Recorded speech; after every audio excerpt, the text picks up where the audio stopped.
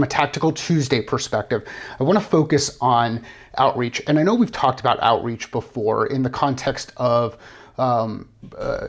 Jeff Hoffman, Basho Strategies, Why You Now. We've also talked a little bit about how you can schedule or put together, stack the types of meetings that you want to have and build out from a journey perspective. Let's do it from a communication standpoint. So what do I mean? So initial outreach email. The first one that we're sending this email out, and it should have, think about an email kind of like a meeting. You're having a meeting that's happening in an environment where both people aren't going to be in the room at the same time, but you know who you're sending the message to. You should have an idea of what their objectives, what value they might get out of receiving the communication. You should know what your objective is. Your objective is to get in a meeting, get some kind of engagement, see if something resonates, whatever it is, and clarity around next steps. So we can apply the effective meeting tool to building out our email communication. Again, tactically speaking, how do we communicate this out? So first thing from a design perspective, and I'm not going to get into copywriting today. There are better people to talk about copywriting.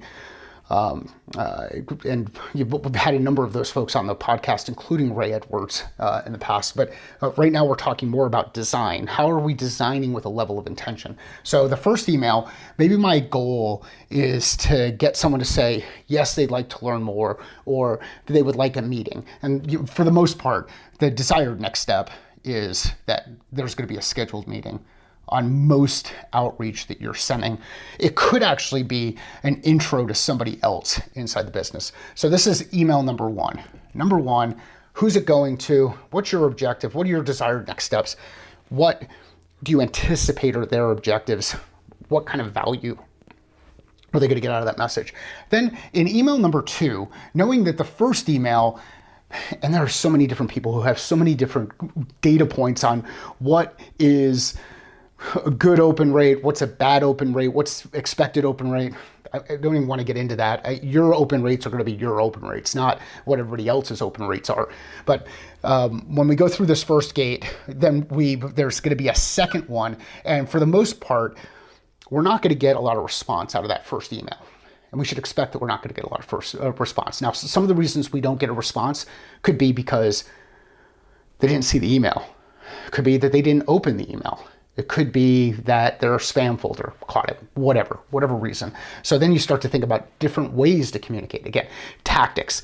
Tactically speaking, how are we going out there and executing against our plan from an outreach standpoint? So email number one, ideally, we're scheduling a meeting or we're getting an introduction. The next email might be something around conveying a level of expertise, a level of, you want to convey a level of confidence because you know how they feel based on the work that you've done with people like them in the past. So look at your data and say, what landing pages inside your business, what conversations do you have with your customers tend to resonate more, tend to get people to lean in and engage and say, hey, I'd like to learn more about that. Or yes, I'd be interested in bringing other members of the team. So figure out what those 1, 2, 3 things, and don't go any further than this, just 3 things that tend to resonate, 3 themes. This is not your solution. This is related to the problem that exists on the customer side and providing some knowledge around why that problem exists, how people have solved it in the past, provide some insight. Some of you have white papers out there that you can promote. Anyhow, email 1, 2, 3, and actually this would be email 2, 3, 4, excuse me. But those 1, 2, 3 topics become emails 2, 3, and 4. Now, the other thing you want to do with this is you want to rotate. Maybe start with 4 first, then go to 2, then go to 3. And you're going to rotate these because we're testing to determine, is there a specific sequence?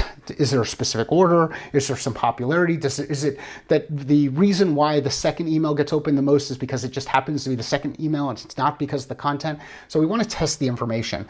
Again, when we go through this, we want to understand for each of those emails, who's it going to? target persona, value, their objective, what are they going to get out of it, desired next step from our standpoint, and what's our objective? What's our objective? So what are we communicating? And if we use this sequence, email 1 intro, 2, 3, 4, have these scaffold, you'll notice that none of these emails are, I'm just checking in, just following up.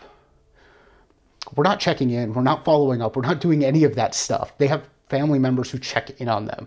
They have members of their team that they're probably working with who are constantly following up with them.